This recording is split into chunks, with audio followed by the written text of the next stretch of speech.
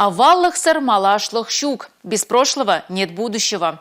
Такой республиканский фестиваль прошел в Красночитайской школе. Он посвящен Дню родного языка и Году счастливого детства. В его рамках дети демонстрировали свои знания чувашской культуры и языка, показывали народные традиции и обряды. На фестиваль в Красное Читае приехали дети и педагоги из 33 садиков и школ из 10 округов Чувашии. Гостей встретили по всем традициям с чувашскими песнями и танцами, а затем провели экскурсию. Заглянули в музей чувашского быта и утвари, познакомились с тонким искусством национальной вышивки.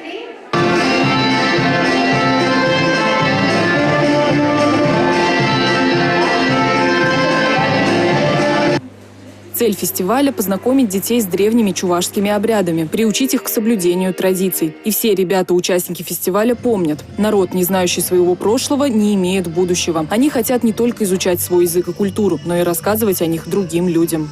Мы чуваши, поэтому должны гордиться своим языком. У меня есть ученик, который говорит: Надежда Мефодиевна, я очень люблю чувашский язык, но я не умею на нем разговаривать хорошо. То есть детям нравится, дети хотели бы, но сейчас программа такая, у нас в основном программа на русском языке.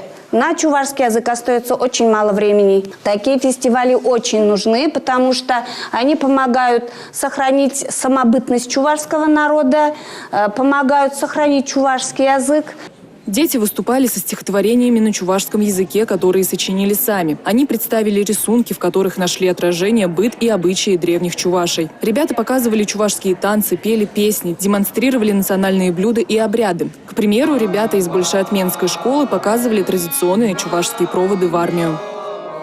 Мы показали этот номер, чтобы и другие люди видели, как надо провожать в армию юношей. Традиции надо чтить и уважать, и передавать из поколения в поколение.